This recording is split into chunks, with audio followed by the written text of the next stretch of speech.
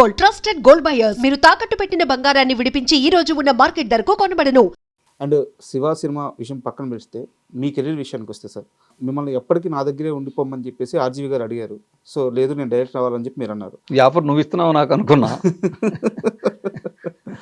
So RGV గారు first మీకు produce చేస్తాను అన్నప్పుడు వెంటనే మీకు కలిగిన ఫీలింగ్ ఏంటి? తను అడిగాడు, నాగేశ్వరరావు మీరు నాకు కూడా ఉండండి. నాగేశ్వరరావు అంటాడు అండి అంటాడు, కూడా ఉండండి, సినిమాకి మీరు ఎంత అమౌంట్ కావాలో అంత తీసుకోండి. అంటే బడ్జెట్ పెరుగుతూ ఉంటాయి కదా, ఇంకా మీరు ఎగ్జిక్యూటివ్ ప్రొడ్యూసర్గా ఉంటారా, ప్లాన్ చేసి మొత్తం సెట్లో ఉండి చేసుకుంటారా, అది మీ ఇష్టం, ఎలాంటి కార్డు అంటే అలాంటి కార్డు, నాకు కూడా ఉండండి అన్నాడు.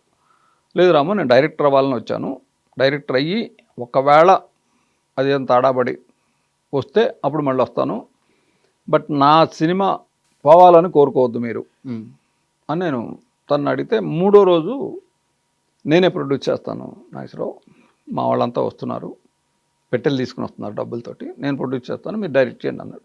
సో అలా ఆ సినిమా స్టార్ట్ అయింది. అంటే వెంటనే ఫస్ట్ ఛాన్స్ అయితే ఖచ్చితంగా ఒప్పుకుంటారు, బట్ మీకు కలిగిన ఫీలింగ్ ఏంటి? అంటే నిన్నగాక మొన్న వచ్చి ఒక సినిమా తీసాడు, వెంటనే నాకు సినిమా ఏం నేను అంత నెగిటివ్గా ఏం ఆలోచించాను అసలు.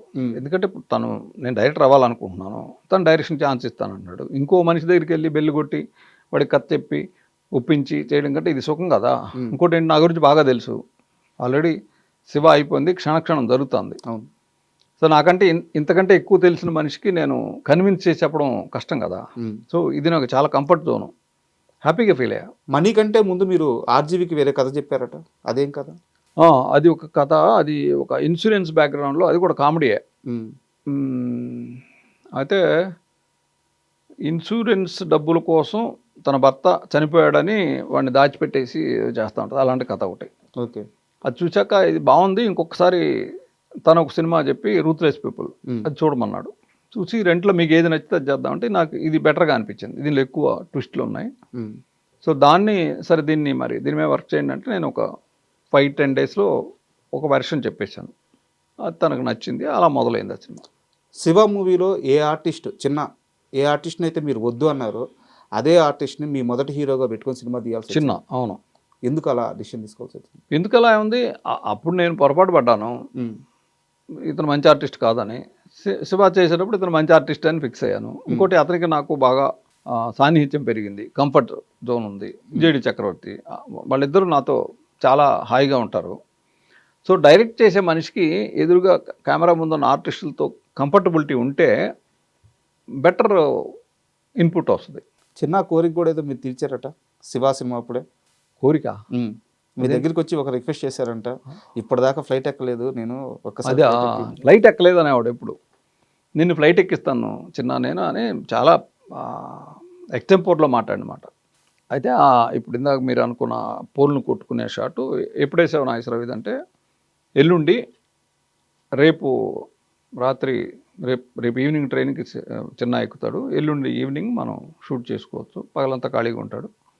లేదు ఇవాళ నైట్ ప్లాన్ చేద్దాం, ఇవాళ ప్లాన్ చేయండి అన్నాడు. లేదు రాము, ఆల్రెడీ టికెట్ వేసేసారు, ట్రైన్ టికెట్. అంటే ఓ మోస్తరు ఆర్టిస్టులు అందరికీ ట్రైన్ టికెట్లు, బాగా పెద్ద ఆర్టిస్టులు అయితే ఫ్లైట్ వేసేవాడు. అంటే లేదు ఎలాగైనా సరే తెప్పించండి. సాధ్యం అంటే అసాధ్యం ఏమి ఉండదు, ఖర్చు ఎక్కువ అవుద్ది అంటే, ప్రొడక్షన్కి ఖర్చు అవుతుంటే నేను కొంచెం పెయిన్ ఫీల్ అవుతా. ఒక సామెత కూడా ఉంది, ఇండస్ట్రీలో నిర్మాతల గురించి శివనాగేశ్వరరావు ఆలోచించినట్టు నిర్మాతలు శివనాగేశ్వరరావు గురించి ఆలోచించలేదు అని చెప్పి ఒక సామెత. అది నిజమే, నమ్ముతా. అయితే నిధి ప్రసాద్కి ఫోన్ చేసి ఆ టికెట్ క్యాన్సిల్ చేసి ఈవినింగ్ ఫ్లైట్లో అతన్ని పంపించండి అన్న. పంపించానంటే ఏమయ్యా నీకు ప్లాన్ చేస్తావు, ఎలా ప్లాన్ చేస్తావు అది అని అతనికి నాకు చిన్న ఆర్గ్యుమెంట్. తప్పదు, ఈవినింగ్ ఫ్లైట్కి ఎక్కించు అని ఫోన్ పెట్టేస్తే అతను ఈవినింగ్ ఫ్లైట్కి వచ్చాడు. డైరెక్ట్గా లొకేషన్కి వచ్చాడు, మళ్ళీ ఎయిర్పోర్ట్ నుంచి, బేగంపేట ఎయిర్పోర్టు, సికింద్రాబాద్ గన్రాక్ ఎన్క్లేవ్. ఆ బ్యాగ్ వేసుకుని వచ్చి నాగేశ్వరరావు గారు అని అరుస్తున్నాడు. అప్పుడు మేము వెళ్ళి రెడీ అవుతున్నాం అంతా. వచ్చి ఏంటంటే, సార్ దీని మీద ఆటోగ్రాఫ్ పెట్టండి సార్ అన్న. బోర్డింగ్ పాస్, అప్పుడు బోర్డింగ్ పాస్లు ఇచ్చేవాళ్ళు పెద్దవి, దాని మీద నా ఆటోగ్రాఫ్ డేట్ వేసా. ఇప్పుడు కొంత తన దగ్గర అది. అండ్ మనీ మూవీ అంటే రిలీజ్కి ముందే చాలా రోజులు ఆడేసిందంట మూవీ, 130 రోజులు ఆడింది.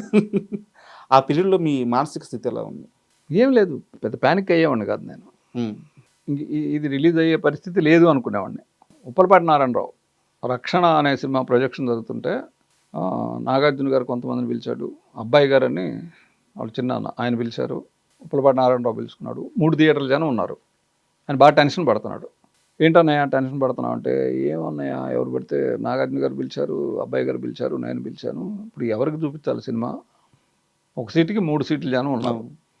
ఓ పని చేయని అందరిని పైకి పంపించి కూర్చోబెట్టి పైన మనీ ప్రింట్ ఉంది వేసేయి. మనీ చూడని వాడు లేడు అప్పటికి హైదరాబాద్లో. వెళ్ళిపోతారు, చూసాం కదా అని సగంలో వెళ్ళిపోతారు. నీకు కావాల్సిన వాడిని పట్టుకొని పక్కలాగు, అప్పుడు రక్షణ వేసుకో అని చెప్పా. వద్దన్నయ్య నీ సినిమా మీద వాళ్ళ జోకులు వేసుకోవద్దు అన్నాడు. అంటే తప్పే ఉందన్నయ్య దాంట్లో, అది నీకు సలహా చెప్పాను అన్న. అంటే అంత క్యాజువల్గా తీసుకునేవాడు నేను అంటున్నా. మీ కెరీర్ విషయానికి వస్తే సార్, అంటే మీరు ఇప్పుడు డైరెక్ట్ కాకముందు ఎర్లీ స్టేజ్లో 2 సినిమాల్లో యాక్ట్ చేశారు జూనియర్ ఆర్టిస్ట్ లాగా. అది ఆకలి రాజ్యం. సినిమా పేరు ఆకలి రాజ్యం కాదు, మీ ఆకలి కాపీ పేట్ కా సవాల్. అది సన్నాయప్పన్న అనే ఒక సినిమా. బట్ కెమెరాకి దొరకకుండా దూరంగా ఉండేవాడిని అక్కడ. బురిపాలెం బొల్లాడు డైరెక్టర్ బీరం మస్తానరావు గారు. ఆయన తర్వాత నేను డైరెక్టర్ అయ్యాక నాకు బాగా క్లోజు. సార్ మన ఇద్దరు ఫస్ట్ పిక్చరు, మన ఇద్దరికి మొదటి సినిమా ఒకటేనండి మీకు తెలుసా అన్న. అదేంటి అన్నాడు. మీ సినిమా బురిపాలెం బొల్లాడు ఫస్ట్ సినిమా కదా మీకు అన్న. అవునా, నాకు కూడా అదే మొదటి సినిమా. అదేంటి అన్నాడు. దాంట్లో జూనియర్లో ఉంచున్నానండి అన్న. భలేవాడు నువ్వు ప్రధాన్ని అని. ఆయన మా గుంటూరే, ఆయనది కూడా. ఎంత ఇచ్చేస్తారు అప్పట్లో? 3 రోజులకు 100 రూపాయలు ఇచ్చేవాళ్ళు. ఓకే. అండ్ మీ కెరీర్ స్టార్టింగ్ విజయ నిర్మల్ గారి దగ్గర చాలా ఎక్కువ సినిమాలు చేశారు. సో విజయ నిర్మల్ గారి దగ్గర తక్కువ, 2 భోగిమంటలు, అంతం కాదు ఆరంభం, 2. సో వారి వర్కింగ్ స్టైల్ ఎలా ఉండేది? ఆవిడ పని రాక్షసి, ఆవిడే నిర్మాత బాగుండాలి అంటే. కోర్స్ నేను పనిచేసిన ఎక్కువ మంది డైరెక్టర్లు, మత్సూన్ రావు గారు కానీ, సిఎస్ రావు గారు కానీ, విజయ నిర్మల్ గారు కానీ, ప్రొడ్యూసర్ క్షేమం ఎక్కువ చూసేవాళ్ళు.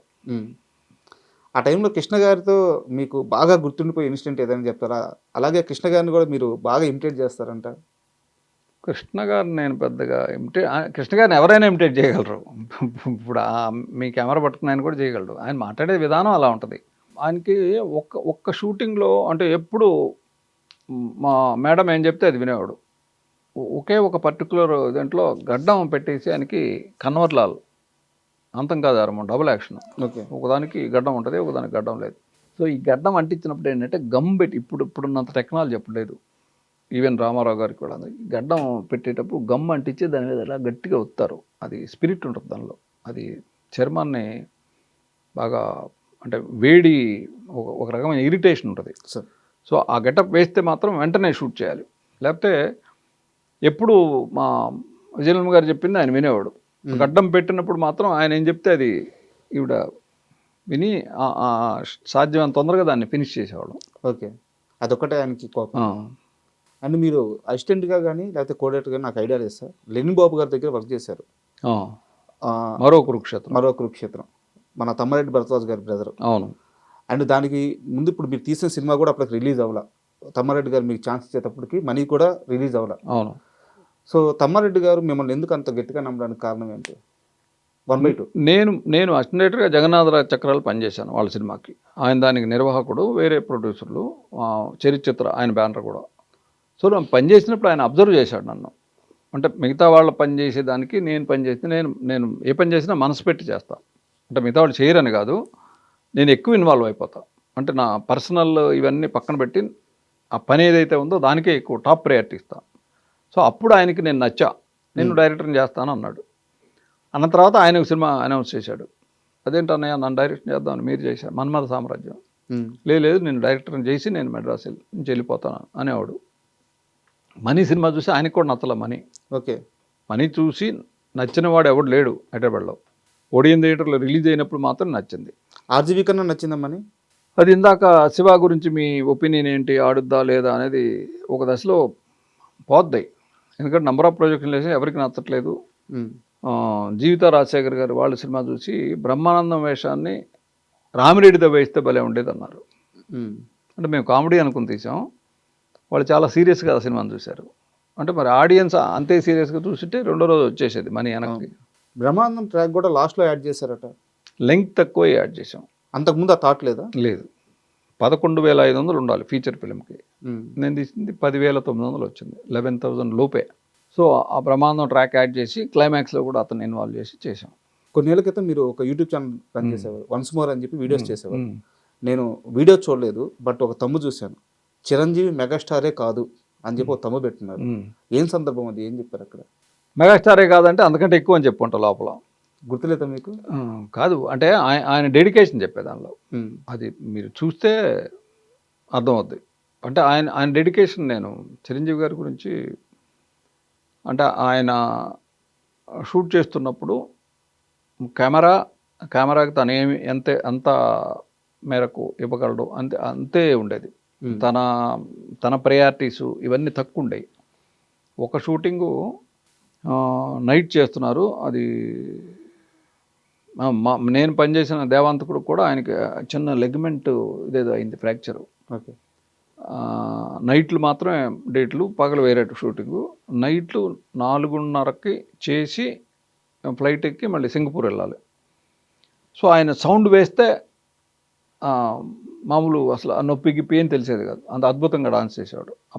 ఆ సౌండ్ ఆఫ్ చేసిన వెంటనే పెయిన్ ఫీల్ అయ్యేవాడు. ఓకే. అది ఆయన హెప్నటైజ్ చేసుకునేవాడు. ఇలాంటివన్నీ చెప్పుకుంటాను.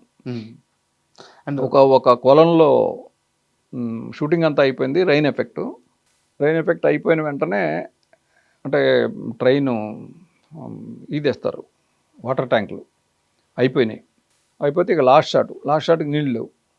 పువ్వాళి అంటారు, చిన్న గార్డెనింగ్ చేసి దాంతో షాట్ తీశారు. ఆయన కోసం పెట్టిన నీళ్లు సపరేట్గా ఉంటాయి స్నానం చేయడానికి, దాంట్లో ఆ పువ్వాళిలోకి పోయడానికి కూడా నీళ్ళు లేవు.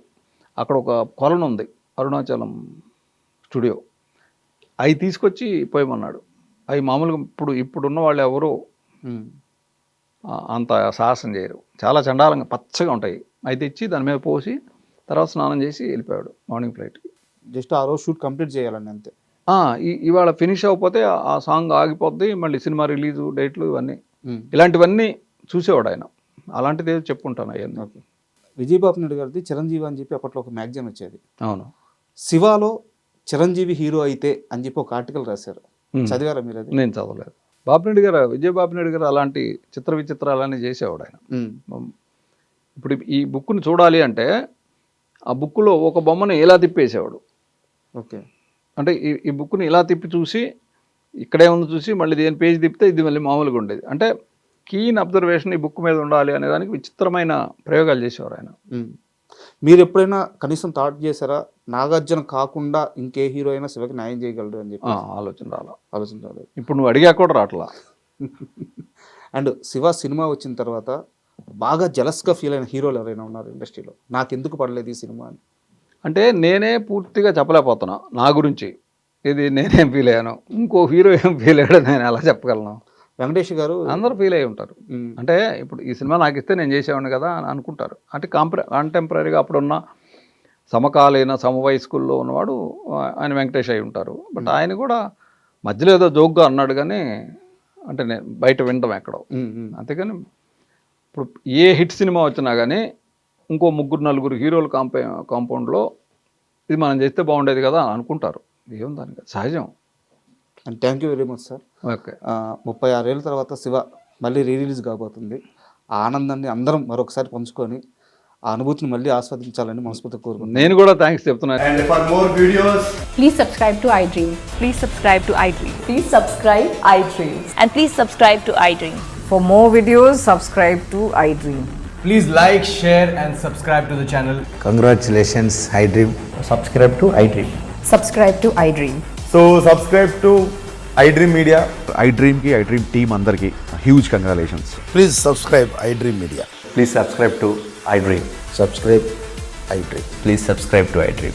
iDream అంటే నా కళల ఛానల్ సబ్స్క్రైబ్ చేసుకున్న నోరు తిరుగుతలేదు, మీరైతే గంట గుర్తు కొట్టండి. For more such videos, please subscribe to iDream. Subscribe to iDream. Please subscribe to iDream. Please subscribe iDream Media. Please do subscribe to iDream. Please subscribe to iDream Media. For best entertainment and information, please subscribe iDream. And don't forget to subscribe to iDream.